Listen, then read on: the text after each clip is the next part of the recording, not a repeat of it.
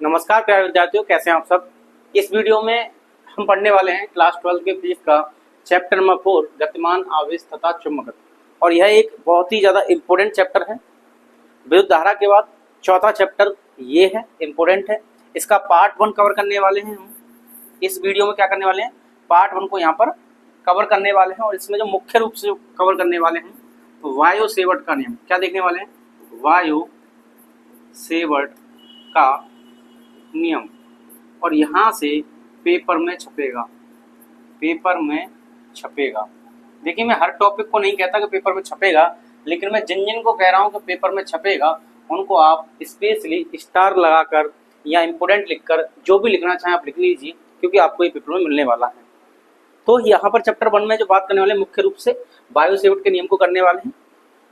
और वीडियो को स्टार्ट करने से पहले आपसे एक रिक्वेस्ट है, वीडियो पसंद आए तो कमेंट करना ना भूलें और साथ ही साथ अपने दोस्तों को शेयर कर दें ताकि उन तक भी ये वीडियो पहुंच जाए।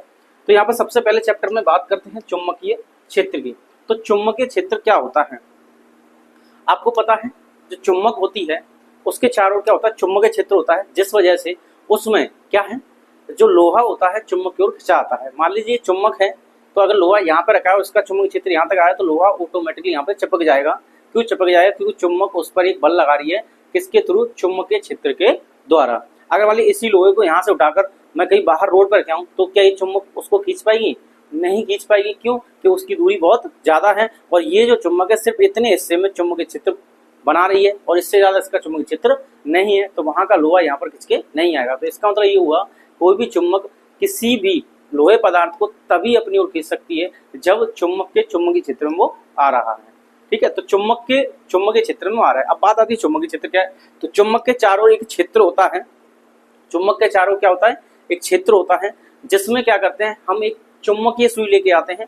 चुंबकीय सुई का मतलब होता है कंपास कहते हैं। क्या कहते हैं, कंपास कहते हैं। आप फोन में देखना, कंपास नाम का एक आपको सॉफ्टवेयर मिल जाएगा जिसमें NSEW लिखा होगा, यानी पूर्व पश्चिम उत्तर दक्षिण लिखा हुआ। वो चुंबकीय सुई होती है और इधर उधर उठाने पर वो क्या कहता है, डिफ्लेक्ट होती है, यानी विक्षेपित होती है।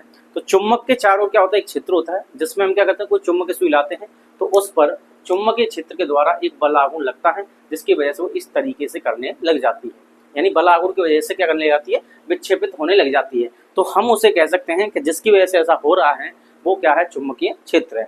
डेफिनेशन को आप एक बार देख लीजिए। डेफिनेशन की बात कर लें तो डेफिनेशन क्या होती है, तो किसी चुंबक के चारों का वह क्षेत्र जिसमें चुंबकीय सुई लाने पर उस पर एक बल आघूर्ण आरोपित होता है, जिसके कारण वह एक निश्चित दिशा में ठहरती है, चुंबकीय क्षेत्र कहलाती है। ये जो निश्चित दिशा होती है ये क्या होती है, NS डायरेक्शन होती है। कौन सी होती है, NS, यानी इसे कहते हैं उत्तर दक्षिण दिशा। चुंबकीय सुई लाएंगे वो इस तरीके से घूमेगी, इस तरीके से घूमेगी, फिर एक बार रुक जाएगी तो एक तरफ उसका N होगा, एक तरफ उसका S होगा। ठीक है, अब देखिए यहाँ पे ऐसे भी हम परिभाषा लिख सकते हैं, किसी चुंबक के चारों का वह क्षेत्र जहाँ किसी अन्य चुंबक पर आकर्षण या प्रतिकर्षण का बल आरोपित होता है, यानी बल लगता है, उसे चुंबकीय क्षेत्र कहते हैं। जैसा कि आपने चैप्टर 1 में पढ़ा था, वहां पे पूछा गया था कि वैद्युत क्षेत्र क्या है। तो वैद्युत क्षेत्र क्या था, किसी आवेश के चारों ओर का वह क्षेत्र जिसमें कोई दूसरा आवेश लाने पर उस पर आकर्षण या प्रतिकर्षण बल लगता है। तो यहाँ पे हम चुंबक की बात करेंगे, वैद्युत क्षेत्र या चुंबकीय क्षेत्र आ जाएगा। अब इसको प्रदर्शित करते हैं बी से। किससे करते हैं, बी से, या हम इसे वी वेक्टर भी लिख सकते हैं, क्योंकि चुंबकीय क्षेत्र जो है एक सदिश राशि होती है। कैसी होती है, सदिश राशि होती है। अब इसके मात्रक की बात कर लें तो इसके 4 मात्रक होते हैं। कितने मात्रक होते हैं, 4 मात्रक होते हैं। ये हमें आगे लिखने चाहिए पर मैं आपको यहीं से बता दे रहा हूँ, चारों को आप एक साथ याद कर लें। एक होता है टेस्ला, जिसको हम टी से दिखाते हैं। किससे दिखाते हैं, टी से। इसे कहते हैं टेस्ला। टेस्ला, टेस्ला एक साइंटिस्ट थे, उनके नाम पे पड़ा है। तस्ला नहीं लिखेंगे, टेस्ला कहेंगे इसे। दूसरा होता है यहाँ पे न्यूटन बट्टे एम्पियर मीटर। क्या होता है, न्यूटन बट्टे एम्पियर मीटर। तीसरे की बात कर लें तो यहाँ पे तीसरा लिखेंगे, तीसरा होता है वेबर बट्टे मीटर स्क्वायर, और इसको हम ऐसे लिखते हैं WV बट्टे मीटर स्क्वायर। एक चौथा भी होता है जिसको हम क्या कहते हैं, गॉस कहते हैं। क्या कहते हैं, गॉस। और ये जो गॉस होता है इसको बड़ी जी से दिखाते हैं और ये इसका CGS मात्रक है। क्या होता है, ये गॉस एक CGS मात्रक है। तो इस तरीके से इसके 4 मात्रक होते हैं, इनको आप लिख लीजिएगा, ठीक है ना। तो यहाँ पे क्या लिख लेंगे, टेस्ला न्यूटन बट्टे एम्पीयर मीटर बेर बट्टे मीटर स्क्वायर, एक होता है गॉस जिसको हम सीजीएस में बोलते हैं। आगे बात करते हैं ऑस्टेड के प्रयोग की। तो चुंबक के चारों क्या होता है, चुंबकीय क्षेत्र होता है, ये पता चल चुका था। अब बात ये आई, कई साइंटिस्ट थे ऑस्टेड, ऑस्टेड क्या है अपनी लैब में प्रयोग कर रहे थे और वहां पर टेबल पर एक चुंबकीय सुई रखी हुई थी। अब वहां पर जब चुंबकीय सुई रखी हुई थी तो जैसे ही उन्होंने एक परिपथ से धारा को गुजारा तो चुंबकीय सुई डांस करने लग गई। डांस करने का मतलब हिलने लग गई, हिलने लगने का मतलब विक्षेपित हो गई, डिफ्लेक्ट हो गई। तो जैसे वो डांस करने लग गई तो उन्होंने देखा कि ये डांस क्यों कर रही है, यहाँ तो कोई गाना बजा नहीं है और कोई गाना नहीं बजा है तो डांस क्यों कर रही है, बिना गाने के तो डांस होता नहीं है। अब आपसे कोई कहते डांस कीजिए तो आप नहीं करेंगे, लेकिन शादी बारात में कहीं पे भी जाते हैं तो आप डांस कर सकते हैं डीजे पे गाने बजने के साथ साथ, और डीजे बंद हो तो नहीं कर पाते हैं। तो वो उन्होंने देखा कि ये सुई इस तरीके से डांस कर रही है। अब उन्होंने सोचा कि भाई डांस क्यों कर रही है, बिना गाने के डांस नहीं हुआ। और चुंबकीय सुई डांस जब भी करती है जब आसपास चुंबकीय क्षेत्र हो। तो उन्होंने क्या किया, उनके पास जो परिपथ रखा था जिसमें धारा जा रही थी उस धारा को बंद कर दिया, इसका डांस बंद हो गया, यानी गाना बंद तो डांस बंद। अब उन्होंने देखा कि जब हमने परिपथ में धारा का प्रवाह बंद कर दिया तो इसका डांस बंद हो गया। फिर उन्होंने स्विच को दोबारा ऐसा किया कि करंट फ्लो होने लग गया, विद्युत धारा का प्रवाह होने लग गया, फिर ये डांस फिर करने लग गई। फिर उन्होंने सोचा कि ये इस धारा, जब धारा परिपथ में जा रही है, किसी तार में धारा जा रही है तो तार में धारा जा रही है तो डांस करने लग जाती है। तार में धारा को बंद किया, डांस बंद हो गया, तार में धारा भेजी फिर डांस, तार में धारा बंद की फिर डांस बंद, तो डांस चालू डांस बंद, डांस चालू डांस बंद। ऐसा होता रहा किसके साथ, चुंबकीय सुई के साथ। किसके साथ होता रहा, चुंबकीय सुई के साथ होता रहा, ठीक है। अब उन्होंने सोचा कि चुंबकीय सुई चुंबकीय क्षेत्र बता रही है तो इसका मतलब किसी भी तार में हम जब धारा भेजते हैं तो उसमें चुंबकीय क्षेत्र बन जाता है। तो उन्होंने क्या किया, धारा की दिशा बदल दी। अभी मान लिया ऐसे भेज रहे थे फिर वो ऐसे भेजने लगे, फिर उसे रखा पास में डांस करके दिखाओ तो वो फिर भी डांस करने लग गई। वो कह रही है गाना चाहे इधर से आवाज घूम के आए चाहे इधर से आवाज घूम के आए, कानों में आवाज आएगी तो डांस तो करूंगी। चुंबकीय सुई उससे कहने लगी, पता कहानी है। तो इस तरीके से चुंबकीय सुई घूमने लग जाती है, डिफ्लेक्ट होने जाती है, विक्षेपित होने लग जाती है जब किसी तार में धारा प्रवाहित करते हैं तब। चाहे तो इस दिशा में करें चाहे इस दिशा में करें, धारा की दिशा बदल जाए तब भी चुंबकीय सुई अगर धारा बह रही है किसी तार में तो डांस करती है, और धारा नहीं होगी तो डांस नहीं करती है। तो ऑस्टेड ने बस इतना प्रयोग किया था और बता दिया था, ये सिद्ध कर दिया था इस प्रयोग से कि निष्कर्ष निकाला कि विद्युत धारा अथवा गतिमान आवेश। देखिए गतिमान आवेश क्या होता है, आवेश के चलने से क्या बनती है भाई, धारा बनती है। तो उन्होंने कहा विद्युत धारा अथवा गतिमान आवेश अपने चारों ओर चुंबकीय क्षेत्र उत्पन्न करता है। कैसे पता किया, यहाँ पर उन्होंने क्या एक परिपथ लिया, परिपथ खुला है और खुला परिपथ की एक कंडीशन होती है कि इसमें कोई धारा नहीं होगी। तो ये धारा, अभी इसमें कोई धारा नहीं है। इन्होंने क्या यहाँ पे एक चालक तार लगा दिया, ये क्या है एक चालक तार लगा दिया। अब ये चालक तार लगा दिया तो इसमें करंट नहीं है, इसमें कोई करंट नहीं है। अब करंट नहीं है तो चुंबक सुई मस्त ऐसे ही पड़ी हुई है, कोई दिक्कत नहीं है। चित्र ए में हमने देखा कि इसमें कोई धारा नहीं है, चुंबक सुई ऐसी है। जैसे ही उन्होंने क्या किया, इस चालक तार में से देखिए धारा गुजारी, इस चालक तार में से क्या है धारा गुजारते हैं तो चुंबक सुई पहले ऐसी लेट हुई थी, तुरंत डांस करके ऐसे हो जाती है, तुरंत डांस करके ऐसे हो जाती है, ऐसे थी ऐसे हो गई, तो डांस करना प्रारंभ कर दिया। तो इन्होंने देखा कि ऐसा क्यों हो रहा है, क्योंकि हमने चालक से धारा गुजारी है। तो ऑस्टेड ने कहा कि चालक से धारा गुजारते हैं, चालक तार से धारा गुजारते हैं तो ये डांस करने लग जाती है, यानी घूम जाती है। अब ये घूम जाती है तो इन्होंने सोचा कि ये धारा की वजह से हो रहा है, और ये जब भी घूमती है जब चुंबकीय क्षेत्र हो तो इसका मतलब धारा की वजह से चुंबकीय क्षेत्र बन रहा है जिसकी वजह से ये डांस कर रही है। आगे बात करें तो उन्होंने कहा कि धारा की दिशा बदल दो, तो उन्होंने टर्मिनल बदल दिए, नेगेटिव को पॉजिटिव, पॉजिटिव को नेगेटिव कर दिया। अभी धारा ऐसे जा रही थी, अभी धारा ऐसे जा रही है। तो वो ये कह रहे थे अगर धारा की दिशा बदलूंगा तो इसकी दिशा भी बदलनी चाहिए। तो आप देख सकते हैं यहाँ पे एन आ रहा है और यहाँ पे एस आ रहा है। तो यहाँ पे क्या है, उन्होंने धारा की दिशा को बदला तो यहाँ पे ये भी बदल गई। तो इन्होंने डांस स्टार्ट करना फिर से चालू कर दिया। तो वो समझ गए कि जब भी हम किसी चालक तार में धारा देते हैं तो उसकी वजह से चुंबकीय क्षेत्र उत्पन्न होता है। बस इतना सा ये प्रयोग था, आप इसे लिख लीजिए, डायग्राम भी बना सकते हैं। आगे बात करते हैं बायो सेवर्ट के नियम की, जो कि इस वीडियो का इंपोर्टेंट टॉपिक है, जो कि आपके पेपर में आता है। तो आप लिख दीजिए 2026 के पेपर में आपको ये मिलने वाला है, 26 के पेपर में छपेगा, के पेपर में छपेगा, कम से कम 2 नंबर का छपेगा। कितने नंबर का छपेगा भाई, 2 नंबर का छपेगा। अब ये बायो सेवर्ट का जो नियम होता है ये क्या होता है, तो अभी हमने देखा कि जो साइंटिस्ट है ऑस्टेड, उन्होंने ये बता दिया कि किसी चालक तार में धारा जाती है तो चुंबकीय क्षेत्र बनता है। तो ऑस्टेड ने ये कहा कि कितना बनता है, कैसे निकालेंगे, तो बायो सेवर्ट ने उसके लिए ऑस्टेड ने जो कहा था कि धारा की वजह से चुंबकीय क्षेत्र बन रहा है, तो कितना चुंबकीय क्षेत्र बनता है ये नहीं बता पाए, तो बायो-सेवर्ट ने ये एक फॉर्मूला दिया और उस फॉर्मूले से कहा कि इस फॉर्मूले को लगाइए और चुंबकीय क्षेत्र निकालिए। इसलिए बायो-सेवर्ट का नियम पढ़ना इंपॉर्टेंट है कि चुंबकीय क्षेत्र कहीं पर होगा तो कैसे पता करेंगे, वो बायो-सेवर्ट के नियम से पता करेंगे। तो बायो-सेवर्ट ने क्या किया, एक तार लिया, तो यहाँ पर मान लीजिए एक तार है, इसमें ये धारा जा रही है, क्या जा रही है, धारा, और ये कैसा तार है, इसको हम कहेंगे धारावाही तार, धारावाही चालक। धारावाही चालक का मतलब जिसमें धारा आ रही है, इसका नाम लिख दिया XY। अब इन्होंने ये कहा था कि किसी कोई भी तार हो, हमारे पास कितना भी लंबा तार हो और उसमें धारा जा रही है तो चुंबकीय क्षेत्र बनेगा ऑस्टेड के प्रयोग के अनुसार। अब बायो-सेवर्ट ये कह रहे हैं कि कितना बनेगा और कैसे निकालें, तो उन्होंने ये कहा कि पूरे तार के किसी एक छोटे से हिस्से को पकड़िए पहले। तो हमने मान लीजिए यहाँ पे एक कट करके दिखा दिया, ये बायो-सेवर्ट ने किया था सब कुछ, मैं सिर्फ आपको यहाँ पे समझा रहा हूँ। तो बायो-सेवर्ट ने क्या किया कि इसका एक छोटा सा हिस्सा काट लिया और उसको कहा कि भाई इसे हम DL कहेंगे। क्या कहेंगे, इसको हम DL कहेंगे या डेल्टा L भी लिख सकते हैं। तो ये DL हिस्सा काट दिया, इसको कहेंगे लघु अवयव, और कहा कि इस तार से कितनी दूरी पर चुंबकीय क्षेत्र निकालना है। देखिए चुंबक जो रखी होती है, अगर मान लीजिए यहाँ पे लोहा आ गया तो चिपक जाएगा, यहाँ आ गया चिपक जाएगा। अब इस कमरे के बाहर रख गया चुंबक यहाँ रख दूँ तो चिपकेगा नहीं, चिपकेगा क्यों, क्योंकि इसका चुंबकीय क्षेत्र वहां तक नहीं है। तो इसका चुंबक क्षेत्र यहाँ तक हो सकता है, यहाँ तक हो सकता है, यहाँ तक हो सकता है, ठीक है। कमरे के बाहर या कहीं रोड पर रख दूं बाहर जाके और चुंबक को यहाँ रखूं तो वहां तो चुंबकीय क्षेत्र नहीं होगा, तो कुछ दूरी तक चुंबकीय क्षेत्र होगा।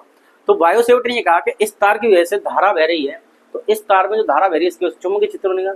अब ये चुंबकीय क्षेत्र कितनी दूरी पर निकालना है, तो उसके लिए पॉइंट मान लीजिए कि हमें मान लीजिए P पर निकालना है। कहाँ पर निकालना है, P पर। तो उन्होंने ये कहा कि ठीक है यहाँ पे हमें निकालना है और इस दूरी को R कह दीजिए। कितनी दूरी कह दीजिए, R के R दूरी पर चुंबकीय क्षेत्र निकालना है। तो चलिए P पॉइंट हमने मान लिया, R दूरी पर चुंबकीय क्षेत्र निकालना है। अब उन्होंने ये कहा कि ठीक है निकालेंगे, लेकिन ये इसके साथ कोण कितना बना रहा है, ये कोण बना रहा है थीटा। कितना बना रहा है, थीटा। बात क्लियर है। तो हमें इस तार के, इस पूरे तार की वजह से बिंदु P पर क्या निकालना है, चुंबकीय क्षेत्र निकालना है। तो बायो-सेवर्ट ने बताया कि पहले आप क्या करेंगे, तार का एक छोटा सा हिस्सा काट लेंगे, तार का एक छोटा सा हिस्सा काट लेंगे, और छोटे से हिस्से काटना तो अलग नहीं करना है, मतलब एक छोटा सा हिस्सा इसका मान लेंगे। ये हमने मान लिया जैसे 10 मीटर का ये तार है, तो उसका एक हमने हिस्सा मान लिया 1 सेंटीमीटर का, 2 सेंटीमीटर, 10 सेंटीमीटर का या 1 मीटर का। अगर 10 मीटर का है तो 1 मीटर का हिस्सा काट लिया, 1 मीटर का हिस्सा मान लिया। तो एक हिस्से से, इतने हिस्से से कितना चुंबकीय क्षेत्र यहाँ पर आएगा उसको इन्होंने कैलकुलेट किया। तो बायो-सेवर्ट ने बताया, तो इसके अनुसार तो हम लिख सकते हैं इस नियम के अनुसार इन्होंने ये कहा कि जो चुंबकीय क्षेत्र उत्पन्न होगा बिंदु P पर उसको हम dV कहेंगे। क्या कहेंगे, B। देखिए B होता है चुंबकीय क्षेत्र, D लगा दो तो चुंबकीय क्षेत्र कम होगा, क्योंकि हमने इस पूरे तार की लंबाई नहीं ली, हमने तार की एक कम लंबाई ली है जिसको हम लघु अवयव कहेंगे DL। तो बायो-सेवर्ट ने कहा कि इस छोटी सी लंबाई की वजह से, पूरे तार की लंबाई नहीं, इस तार की एक छोटे से हिस्से की वजह से चुंबकीय क्षेत्र आएगा वो पहले छोटा सा ही आएगा, और पूरा निकालना है तो समाकलन कर देंगे, जैसा कि चैप्टर 1 में पढ़ा था कि DA का अगर समाकलन करते हैं, ये आपने पढ़ा था कि अगर हम DA का क्या करते हैं, बंद समाकलन करते हैं तो ये A बन जाता है। गॉस की प्रमेय जाके याद कीजिए, ऐसा किया था। तो यहाँ पर क्या करते हैं, सबसे पहले DV निकाल लेंगे और कुल चुंबकीय क्षेत्र चाहिए तो इसका समाकलन कर देंगे। तो यहाँ पर DV जो होता है वो अनुपाती होता है धारा के, जितनी ज्यादा धारा होगी उतना चुंबकीय क्षेत्र बनेगा। दूसरा पॉइंट इन्होंने बताया था कि जितनी ज्यादा लंबाई लेंगे उतना ज्यादा चुंबकीय क्षेत्र बनेगा। तीसरा पॉइंट इन्होंने ये बताया था कि जहां पर हमें चुंबकीय क्षेत्र निकालना है, जिस बिंदु पर निकालना है और जिस लघु अवयव के कारण निकालना है, उनके बीच के कोण की जया, उनके बीच के कोण की जया यानी साइन थीटा के अनुपाती होगा। DL का मतलब होता है लघु अवयव की लंबाई, लघु का था छोटा, अवयव की लंबाई। अब चौथे पॉइंट पर इन्होंने एक और बात कही, वो ये बात कही कि कितनी दूरी पर निकालना है।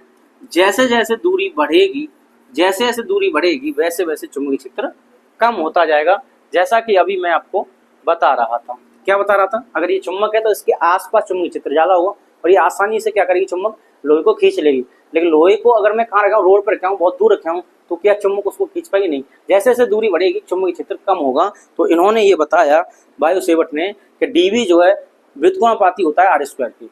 अब इन्होंने ये क्या कहा इन्होंने कहा कि भाई चारों को मिला लो, क्या करेंगे, चारों को मिला लो, तो हम लिखेंगे चारों को मिलाने पर,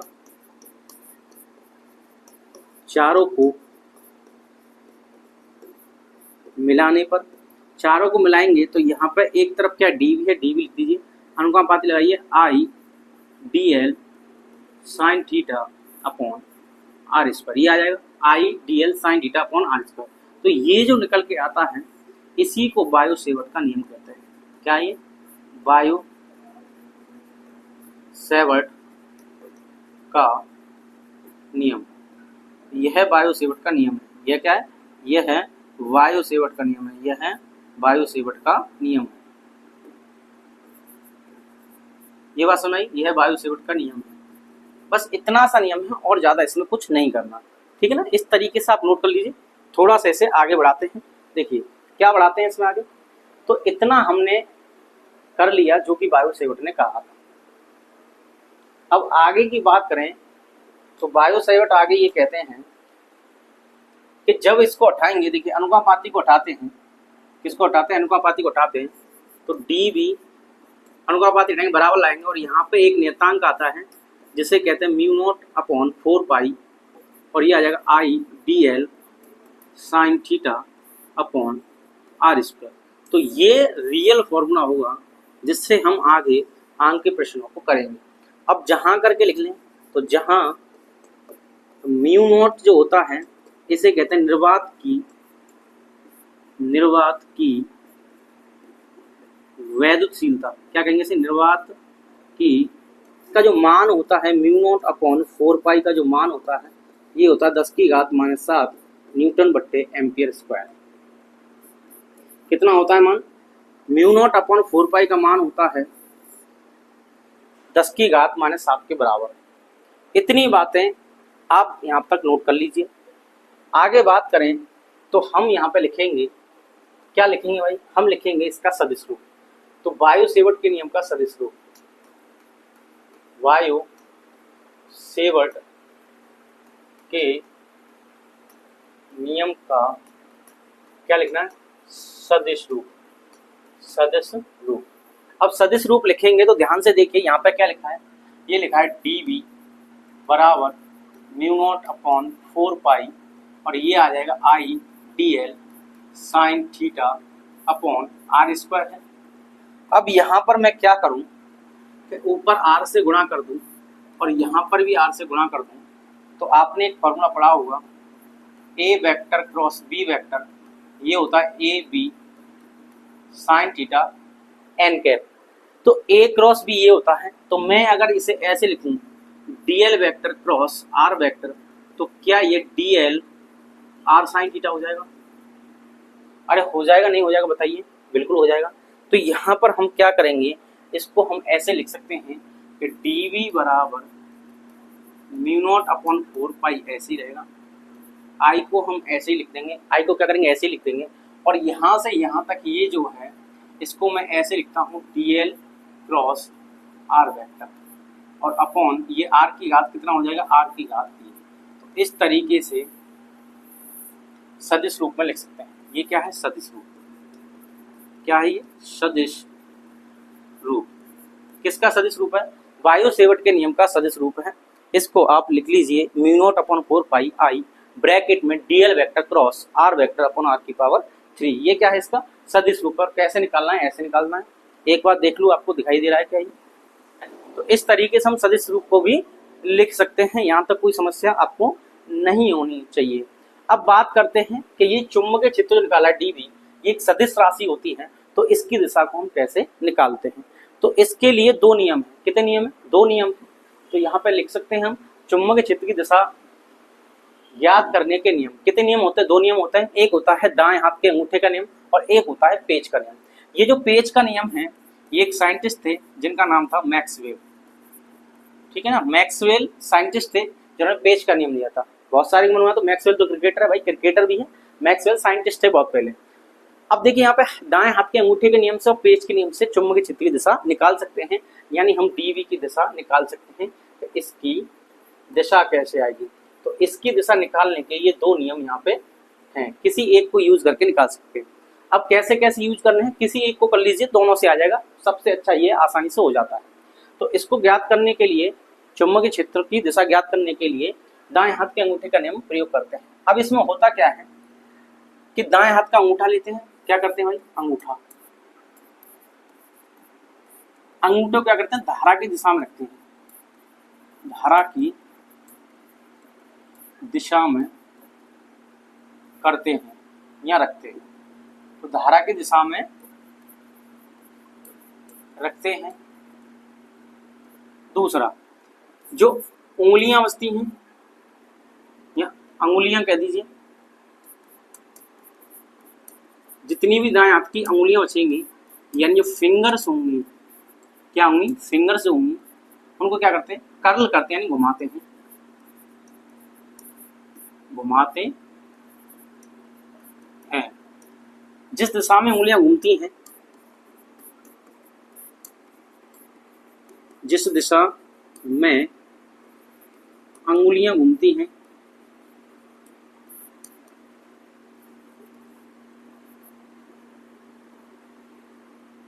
उंगलियां घूमती हैं, तो यहां पे लिख देंगे जिस दिशा में उंगलियां घूमती हैं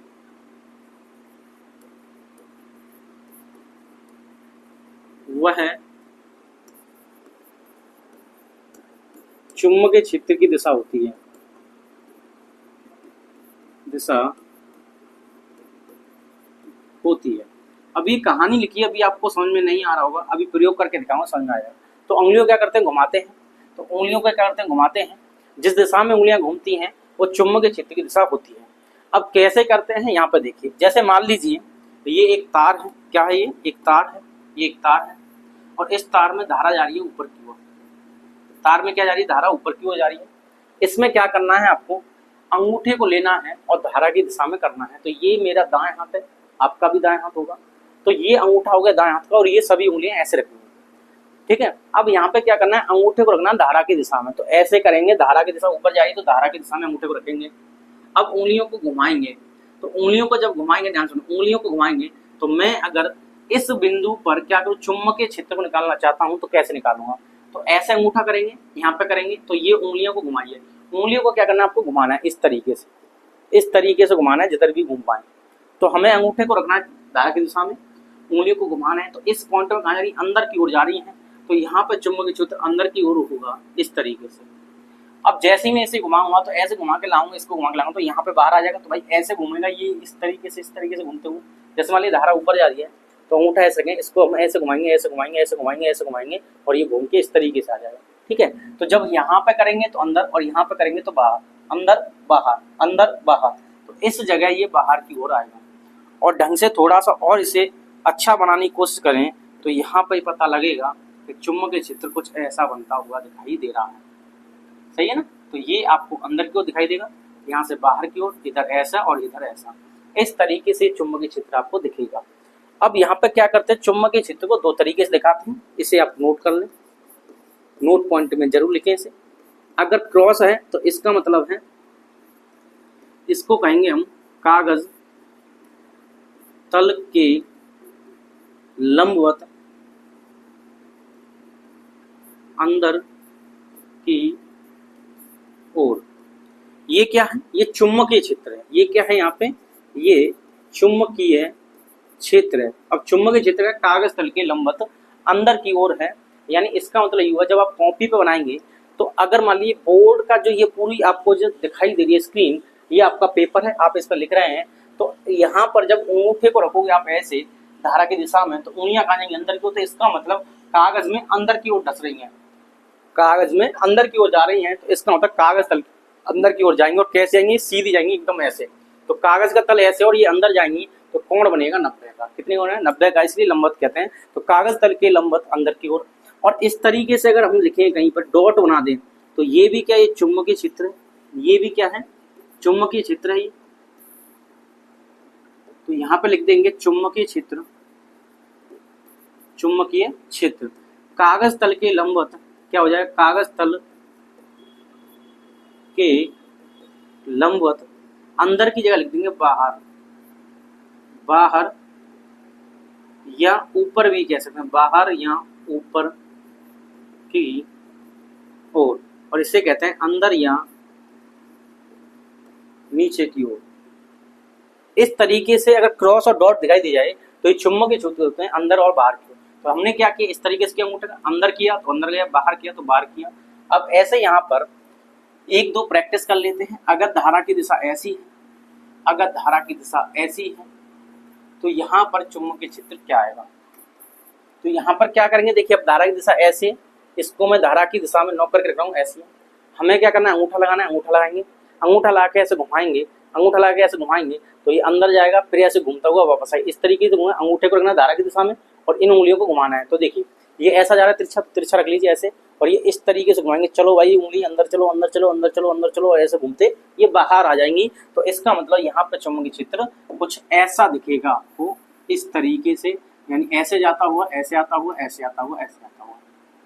ठीक है, अब यहाँ पे बाहर नीचे की ओर आ रही है तो अंगूठे को आप ऐसे करेंगे, ध्यान रखना सीधे हाथ का अंगूठा करना है। तो सीधे हाथ के अंगूठे को ऐसे करेंगे, उंगली को घुमाएंगे तो अंदर की ओर, बाहर की ओर, अंदर की ओर, बाहर की ओर। तो यहाँ पे कहाँ जा रहा है, अंदर की ओर। तो यहाँ पे अंदर की ओर के लिए मैं क्या बना सकता हूँ, यहाँ पे क्रॉस, और यहाँ बाहर की ओर आ रहा है यानी डॉट कर सकते हैं। इसको पी कहूँ, इसको पी डैश कहूँगा। बाकी चाहो तो आप ऐसे भी बना सकते हो आराम से। ये भाई अंदर की ओर, ये ऐसे, ये बाहर की ओर, ये ऐसे। अब यहाँ पे हम देख रहे थे तो ऐसे अंदर, तो इसका मतलब यहाँ पे क्रॉस कर देंगे इस पॉइंट पर और इस पॉइंट पर डॉट लगा देंगे। तो ये अंदर की ओर है, ये बाहर की ओर है। एक और चीज, अगर धारा की दिशा की बात करें कि यहाँ पर देखिए, यदि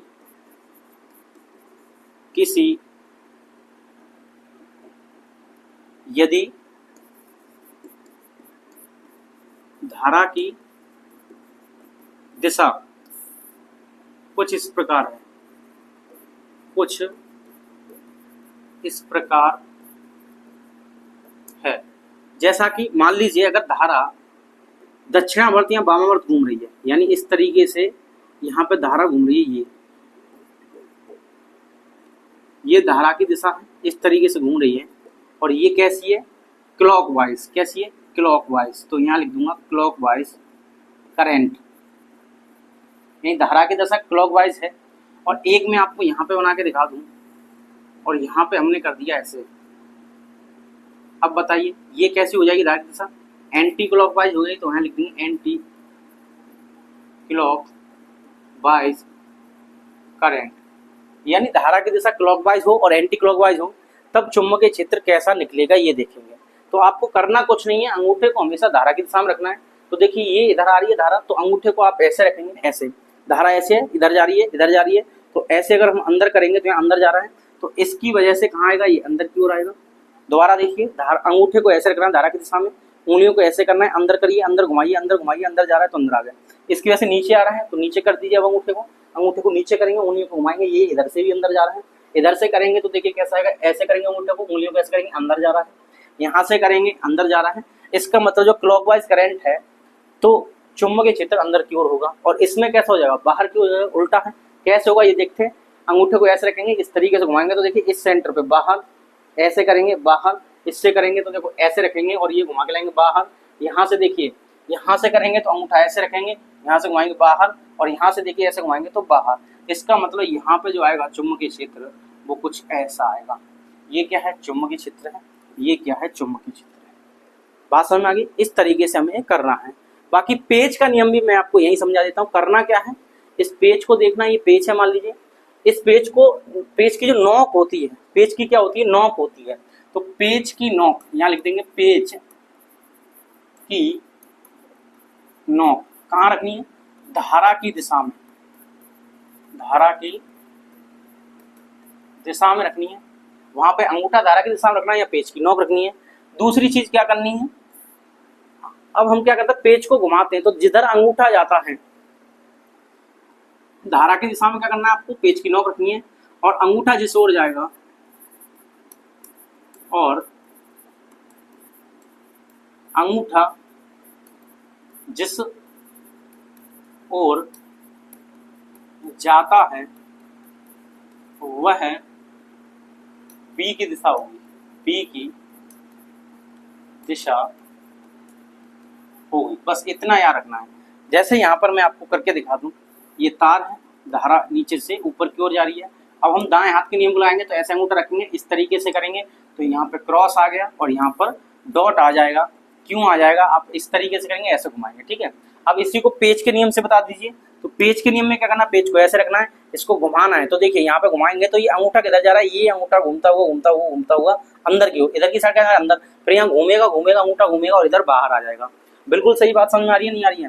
फिर से देखिए, हमें क्या करना है, दाएं हाथ का नियम लगाना है तो अंगूठे को धारा की दिशा में चिपका लो, उंगलियों को घुमाओ तो घुमाएंगे तो अंदर जा रही है, यहाँ पे अंदर और यहाँ बाहर पे आ रही है। तो इस तरीके से आसानी से हो जाएगा।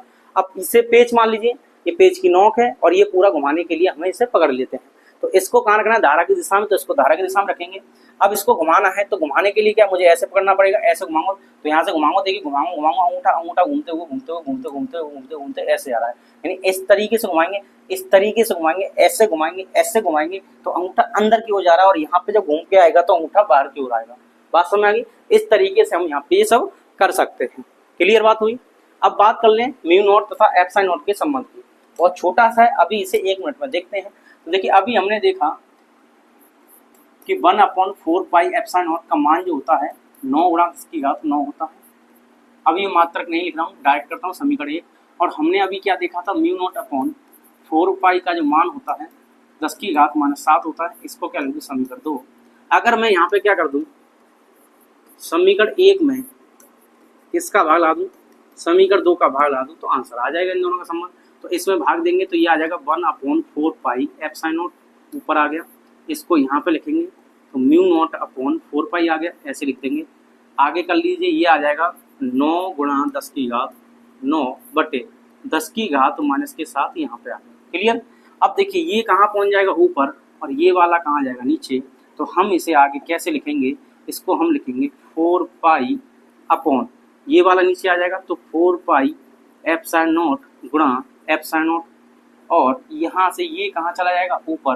तो ये आ जाएगा 9 × 10⁹ गुणा 10⁷। सही है? अब देखिए 4 पाई से 4 पाई चलो सा, अब यहाँ पे क्या बचा, इसको आगे लिख लेता हूँ मैं इसके बाद।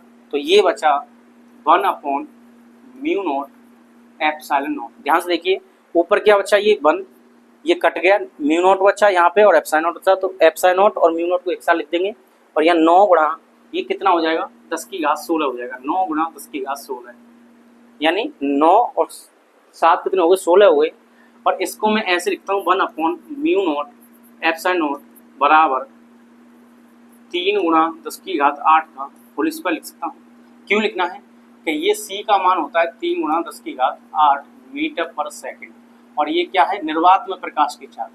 क्या है ये, निर्वात में प्रकाश की चाल है। क्लास 10 में पढ़ा होगा आपने, आराम से याद होगा। अब आगे जब इसे करेंगे तो हम ऐसे लिखेंगे 1/म्यू नॉट एप्सिलॉन नॉट बराबर, इसकी अगर सी लिखूँ तो सी का स्क्वायर आ जाएगा, या करके लिखूंगा, स्क्वायर को इधर भेज दो, सी को एक तरफ करो तो यह आ जाएगा 1/रूट में म्यू नॉट और ये एप्सिलॉन नॉट। इस तरीके से संबंध आएगा और इसका मात्रक क्या होगा, मीटर/सेकंड। पेपर में आपको यहाँ से एमसीक्यू में क्वेश्चन पूछा जाता है। यहाँ से क्या पूछा जाता है, एमसीक्यू में पूछा जाता है, और पूछा जाता है कि ये पूछा था 1/रूट में म्यू नॉट और एप्सिलॉन नॉट का क्या मात्रक होगा। तो किसके बराबर होता है, ये सी के, तो इसका मात्रक क्या हो जाएगा, मीटर/सेकंड हो जाएगा। उम्मीद कर रहा हूँ आपको इस समझ में आ गया होगा। इसको आप नोट कर लीजिएगा। अगला टॉपिक जो है परिमित लंबाई के सीधे धारावाही चालक के कारण चुंबकीय क्षेत्र, इसको हम पार्ट 2 में कवर करेंगे। अगर आपको जल्दी से पार्ट 2 चाहिए तो कमेंट कर दीजिए, जल्दी से पार्ट 2 चाहिए तो कमेंट कर दीजिए, हम इसे जल्दी से वीडियो बना के दे देंगे। बहुत सारा काम रहता है, 10th की वीडियो बनानी पड़ती है, 11th की बनानी पड़ती है, 12th की बनानी पड़ती है। तो इसलिए अगर आपका कमेंट आएगा तो उसे जल्दी से जल्दी बना के भेज देंगे, वरना आपको हो सकता है 1 या 2 दिन का इंतजार करना पड़े। तो इस वीडियो को यहाँ पर समाप्त करते हैं, जिसमें हमने क्या पढ़ा, पार्ट 1 कवर किया चैप्टर 4 का। वायु सेवट का नियम पेपर में छपेगा, लिख लीजिए इस बात को, 2 नंबर का कम से कम आपको आएगा। यहाँ लास्ट में जो अभी बताया एमसीक्यू क्वेश्चन, उसको आप देख लीजिए। तो इस वीडियो को यहीं समाप्त करते हैं, मिलते हैं नेक्स्ट में। पढ़ते रहिए, मुस्कुराते रहिए। जय हिंद।